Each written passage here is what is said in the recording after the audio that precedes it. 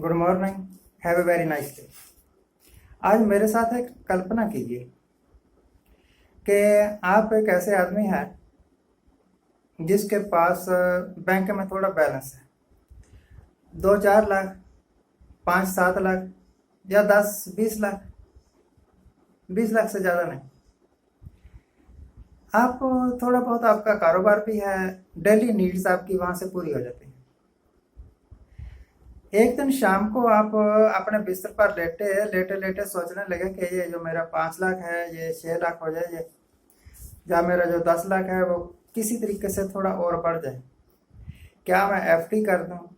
क्या किसी तरीके से मैं कोई लोन लेके कोई नया कारोबार कर लूं? ऐसे करके सोच रहे थे आप, और सोचते सोचते नींद आ गई। पर नींद जो थी वो एक सुकून की नींद थी कि अगर कल को कोई घटना हो भी जाए आपके साथ, तो आपके पास थोड़े पैसे हैं, वो आपकी ज़रूरतों को पूरा कर देंगे, संकट की घड़ी टल जाएगी।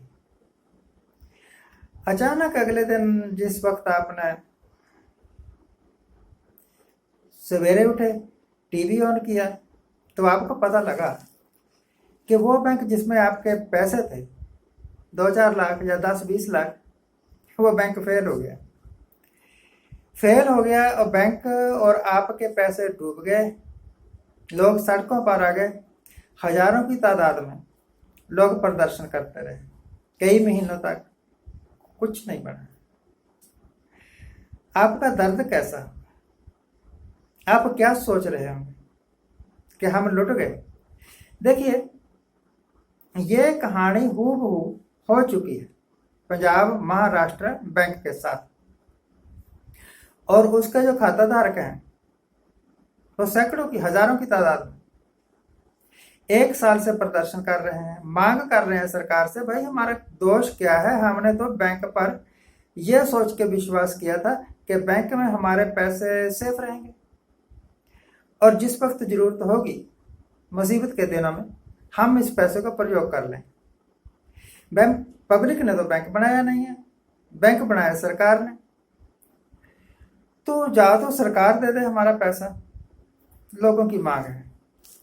या रिजर्व बैंक कुछ ऐसा करे कि हमें राहत मिल जाए। अपना ही पैसा लेने के लिए दर बदर भटक रहे हैं। जब आपका बैंक ऐसे, और आपको कोई चिंता नहीं है क्योंकि आपका बैंक फिलहाल सेफ है। मान लो कि जिस बैंक में आपके पैसे हैं वो फेल हो जाए तो क्या करोगे? और पैसे भी आपके थोड़े बहुत ना हो, लाखों में, तब आपके पास ऑप्शन क्या है? हाथ मारने के अलावा कुछ नहीं। ओहो, अगर मैं यहाँ पैसे ना रखता तो बर्बाद ना होते। पिछले 1 साल में आपने देखा बहुत सारे बैंकों का विलय हो गया क्योंकि वो फेल होने वाले थे, और जिन बैंकों में फेल होने वाले कमजोर बैंकों का विलय किया गया उनकी अच्छी भली हालत खराब होनी शुरू हो गई। होता क्या है कि करप्ट बैंक अधिकारी, बेईमान लोग जो कि लाखों करोड़ों रुपया कर्जा ले लेते हैं, अनिल अंबानी जैसे भी, और फिर कह देते हैं कि जी हमारे पास वापस करने के लिए पैसे है नहीं, हमें दिवालिया घोषित कर दो। और दिवालिया घोषित करने के चक्कर में सालों लग जाते हैं, बैंक डूब जाते हैं। बैंकों में पैसे होते हैं आम आदमी के, आम आदमी तक के खाता रहता है, उसी तरह तक के खाता रहता है जिस तरह इन्होंने नोटबंदी की थी, और आप अपने पैसे लेने के लिए लाइनों में खड़े तक के खा रहे थे। ये पहले कभी नहीं हुआ, ये अभी हुआ जब से पिछले 6 साल से समझ हालत खराब होनी शुरू हो गई बैंकों की। तो पहले कंपनियां आया करती थी जैसे पर्ल कंपनी, लोगों को लालच देती थी, आप हमारे पास पैसे जमा करो, हम आपके पैसे दुगने कर देंगे, तरह तरह के लालच। और इसकी देखा, पर्ल कंपनी थोड़ी सक्सेसफुल हो गई तो इसकी देखा देखी बहुत सारे लोग खड़े हो गए ऐसी कंपनियां बनाने के चक्कर में, और बहुत सारे लोगों ने इनके पास पैसे भी जमा करवाने शुरू कर दिए। कंपनियां डूब गई, कुछ भाग गई, लोगों के पैसे लूट गए। और जिन लोगों ने इन कंपनियों के पास पैसे जमा करवाए थे अब वो तो क्या खा रहे हैं, कोई सुनने वाला नहीं है, कोई कार्रवाई भी नहीं है। तो यह जो बैंक डूब रहे हैं या बैंक फेल हो रहे हैं, यह भी एक किस्म का फ्रॉड है पब्लिक के साथ। वैसे ही जैसे पर्ल कंपनियों जैसे कंपनियां लोगों के साथ फ्रॉड करती हैं। कुछ दिनों 3 साल पहले उन्ना में एक कंपनी खुली थी, वो कहती थी कि आप कार खरीदो, कार की किस्त हम भरेंगे, आप सिर्फ हमारी एडवर्टाइजमेंट के जो पोस्टर हैं वो अपनी कार पर पीछे चिपका देना। लोग भागे, कई मेरे पास भी आए कि जी इस करके कार मिल रही है, सस्ती है, सस्ती क्या मुफ्त के बराबर ही है, कंपनी ने दे देना है सारी किस्त, हम खरीद लें। मैंने कहा भाई कार चलानी आपने है, कार इज योर प्रॉपर्टी, जिस वक्त आपने खरीद ली वो आपकी जायदाद जैसी होगी, कोई दूसरा किस्त क्यों भरेगा। और वही हुआ, बहुत सारे लोग, शायद 2000 से ऊपर लोगों ने उनके पास अपना बिजनेस, उनके कहे के मुताबिक काम किया, कारें खरीद ली और कंपनी रातों रात गायब हो गई और ये लोग लाखों के कर्जे में डूब गए। बाद में पता लगा इस कंपनी ने लोगों से सिर्फ अपने पास जुड़ने के वास्ते ही 10-10 हजार रुपये पहले से ही ले लिए थे कि आपकी कार में हम एक ऐसा सिस्टम फिट करेंगे जिससे हमें पता लगेगा कि आपने इस महीने में कितनी कार चलाई है। कम से कम 100 किलोमीटर चलानी थी, कम से कम 100 किलोमीटर। अगर 100 किलोमीटर से कम चलाओगे तो हम आपकी किस्त नहीं देंगे। तो लोगों ने सोचा कि 100 किलोमीटर तो इधर उधर घूम के ही पूरा कर लेंगे। इस लालच में कंपनी के पास 10,000 जमा कर दिए, ये सोच के कि बाकी की सारी किस्तें तो कंपनी देगी, और कंपनी भाग गई, लोग ठगे गए।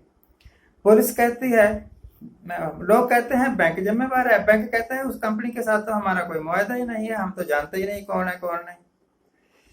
पुलिस भी फ्री, उन्होंने कह दिया कि आपने हमसे पूछ के किया था ये सारा कुछ। बैंक भी फ्री, बैंक ने कह दिया कि हमारा तो उस कंपनी के साथ कुछ लेना देना नहीं है। लुट गया आम आदमी। मनरेगा में सरकार रोजगार दे रही है, कहती है इतने लाख इतने करोड़ लोगों को रोजगार मिलेगा।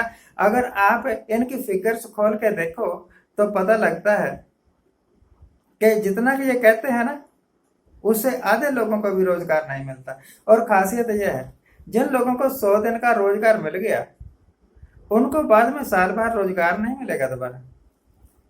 और 240 रुपये या 200 रुपये की दिहाड़ी को आप रोजगार कहते हैं। अगर 240 रुपए की दिहाड़ी को रोजगार कहते हैं तब तो ये बहुत शर्म की बात है, शर्म से डूब मरने वाली बात है उन सरकारों के लिए जो कहती है कि हमने मनरेगा के द्वारा करोड़ों लोगों को रोजगार दिया। सरकार की स्कीम है बालवाड़ी, बालवाड़ी में लड़कियां काम करती हैं, वो पीट पीट के मर गई कई सालों से कि भाई हमारे थोड़े से पैसे बढ़ा दो, उनका कोई पैसा नहीं बढ़ाता। और बालवाड़ियों का हाल यह है कि वहां पानी पीने की भी सुविधा है नहीं। क्यों नहीं है पानी पीने की सुविधा? सरकार के पास पैसे नहीं है कि वहां पर एक नलका लगवा दें, टूटी लगवा दें। तो ये सरकार की स्कीमें इस तरह की है। परंतु दूसरी ओर देखो कि एक एमपी जिस बंगले में रहता है, अगर वैसा ही बंगला उसने दिल्ली में किराए पर लेना हो तो 1 महीने का किराया ही 5 लाख रुपया होगा